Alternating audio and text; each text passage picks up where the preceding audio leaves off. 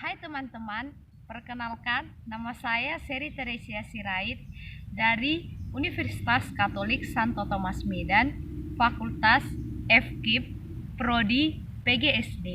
Di sini saya akan menjelaskan mengenai pembelajaran literasi. Pembelajaran literasi adalah kemampuan mengakses, memahami, dan menggunakan sesuatu secara cerdas melalui berbagai aktivitas seperti membaca, menyimak, menulis, atau berbicara. Tujuan dari gerakan literasi ini adalah yang pertama, menumbuh kembangkan budaya literasi di sekolah. Yang kedua, meningkatkan kapasitas warga sekolah dengan lingkungan sekolah agar literat. Ketiga, menjadikan warga sekolah sebagai tempat belajar yang menyenangkan dan ramah anak agar warga sekolah mampu mengelola pengetahuan.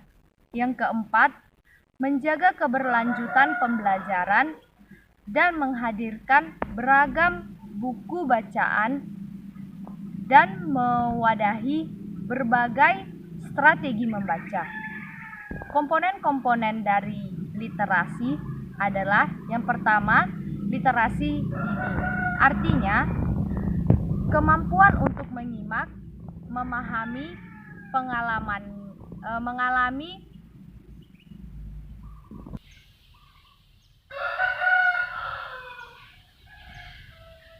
kemampuan untuk menyimak, memahami bahasa lisan, dan berkomunikasi melalui gambar dan lisan yang dibentuk oleh pengalamannya. Yang kedua ini adalah literasi dasar. Artinya, kemampuan untuk mendengarkan, berbicara, membaca, menulis, dan menghitung berkaitan dengan kemampuan analisis.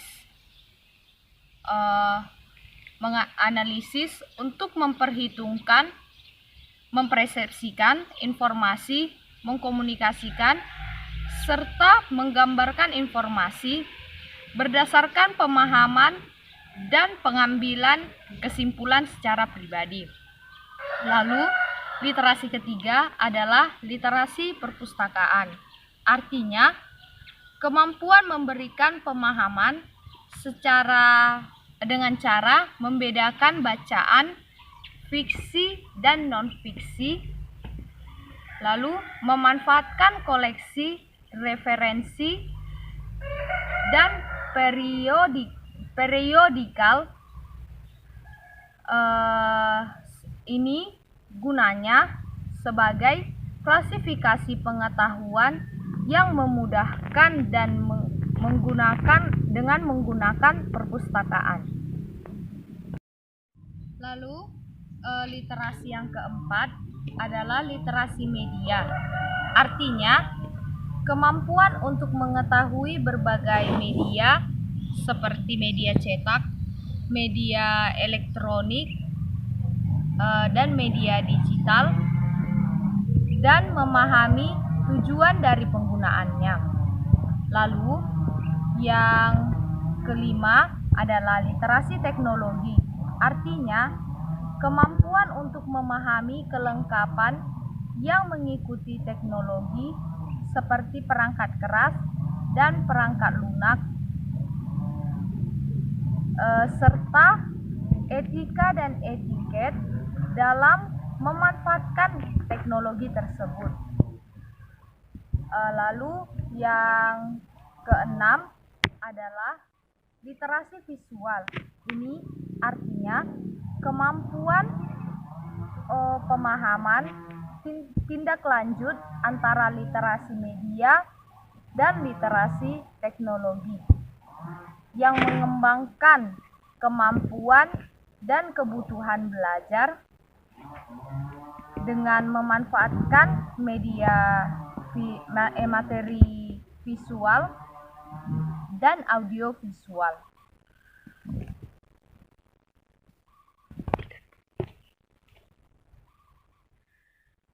Tahap-tahap pelaksanaan literasi di sekolah adalah yang pertama, pembiasaan. Ini artinya penumbuhan minat baca melalui kegiatan 15 menit membaca sebelum pembelajaran. Tujuan dari kegiatan ini adalah yang pertama, meningkatkan rasa cinta baca di luar jam pelajaran. Lalu yang kedua, meningkatkan kemampuan memahami bacaan. Yang ketiga, meningkatkan rasa percaya diri sebagai pembaca yang baik. Yang keempat, menumbuh kembangkan penggunaan berbagai sumber bacaan. Lalu tahap yang kedua adalah pengembangan. Ini artinya meningkatkan kemampuan literasi melalui kegiatan menanggapi buku pengayaan. Tujuan dari tahap ini adalah yang pertama, mengasah kemampuan peserta didik dalam menanggapi buku pengayaan secara lisan dan tulisan. Yang kedua, membangun interaksi antara peserta didik dan antara peserta didik dengan guru tentang buku yang dibaca. Lalu yang ketiga, mengasah kemampuan peserta didik untuk berpikir kritis, analisis, kreatif, dan inovatif. Ya, jabar.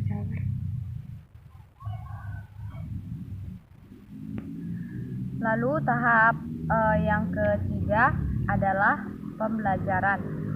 Artinya ini adalah meningkatkan kemampuan literasi di semua mata pelajaran dengan menggunakan buku pengayaan dan strategi membaca di semua mata pelajaran.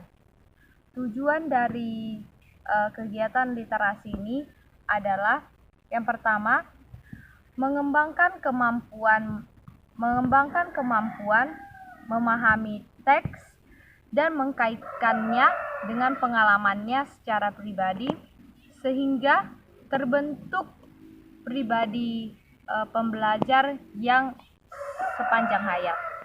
Lalu yang kedua, mengembangkan kemampuan berpikir kritis. Lalu yang ketiga, mengolah dan mengelola kemampuan berkomunikasi secara kreatif melalui kegiatan menanggapi teks buku bacaan dan buku pelajaran. Contoh-contoh dari kegiatan literasi sekolah ini adalah yang pertama, siswa membaca di pojok maca sebelum pembelajaran dimulai. Kegiatan membaca selama 15 menit di pojok maca ini bisa dilakukan untuk menumbuhkan minat siswa untuk membaca. Lalu contoh yang kedua itu adalah membuat papan literasi. Ini artinya sebuah papan untuk menempelkan hasil karya siswa. Papan literasi ini gunanya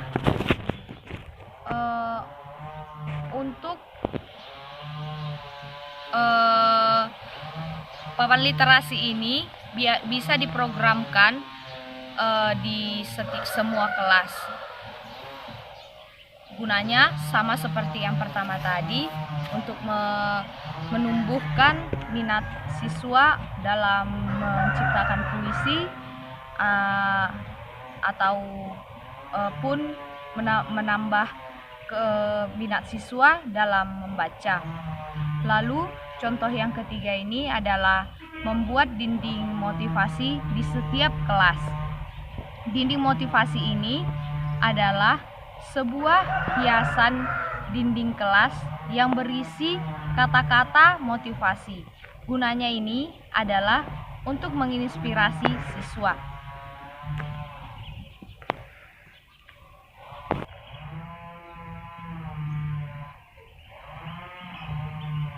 Lalu contohnya itu bisa mengadakan lomba literasi antar kelas.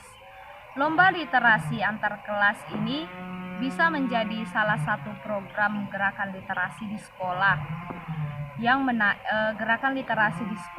menarik. Lomba ini bisa berupa lomba mading antar kelas, lomba poster antar kelas, atau lomba membuat pohon literasi antar kelas. Lalu contoh yang terakhir adalah menjadwalkan pojok maca. Tanggung jawab merawat pojok maca ini dapat ditanamkan dengan membuat kegiatan literasi buku,